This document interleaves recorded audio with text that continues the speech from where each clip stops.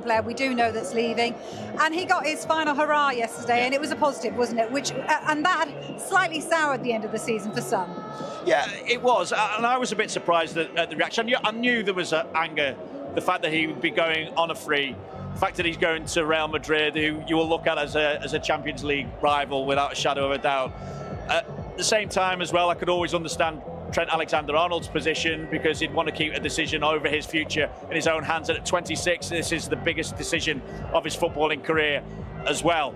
So he's been at Liverpool Football Club for 20 years and he's won everything. This is his second Premier League title. He's won a Champions League, he's won a European Super Cup, he's won a Club World Cup, he's won the FA Cup, he's won 2 League Cups as well. So why not go and challenge yourself somewhere else, and why not keep that decision in your own hands? Yes, it would have been nice for Liverpool to get a fee, but at the same time, he's played a massive part in their success, as You'll Never Walk Alone starts off as well. And again, it's the van with the speakers driving past us. He's doing a tremendous job.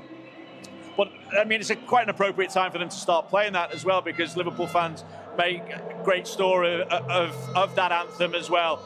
And I think we saw the emotion from Trent Alexander-Arnold yesterday, what it meant to him to have that warm reception at Anfield.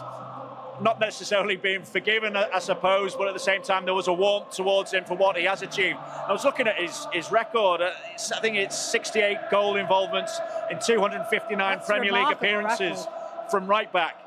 And that works out as a goal involvement once every 3 games, again, from right back, albeit that hybrid role at times, moving into midfield. That shows you what Liverpool are going to miss, but it also shows you what a part he's played in their success, and he has played a part again this season as well. And just finally, we'll touch on the goalkeeping situation, because obviously Alisson's there, but Kevin Kelleher has played the season of his life, you'd have to say, at times. He's been immense in that goal, and of course they've got Mamardashvili coming in as well, so there's going to be a situation there that probably 3 into 2 don't go. Well, Queeve, again, he's got a year left on his contract as well, so in theory, at his age as well, it probably makes sense for him to look for first-team football elsewhere. With Mamardashvili coming in, as you say, he's not really done anything wrong when he's pulled on the Liverpool shirt. He's been an outstanding deputy for Alisson, but at the same time, to further his career now, you would think that he needs regular first-team football somewhere. So it'll be interesting what happens with him, where he decides to go, if indeed he does decide to go this summer. But Mamardashvili is another quality goalkeeper that Liverpool are bringing in.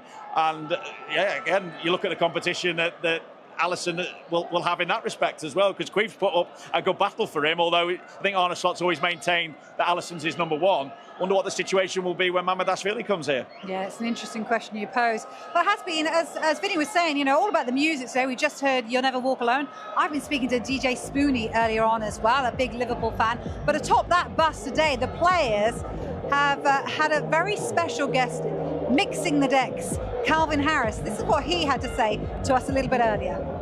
This started with Andy Robertson, and I can't remember how we first got chatting. I genuinely can't remember that.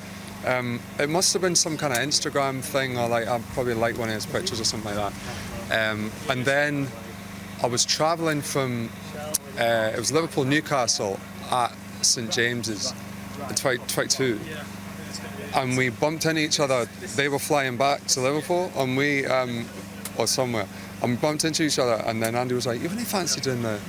I'm like, I suppose so. And I think it was just an idea they just had sort of there and then. And then the one of the senior guys sort of took over and contact and then made it happen. And then this year, Verge took the reins, I guess, captain and all that. But he was more just like, "You're doing the bus this year." Just told you. Okay, all right, I'll be there.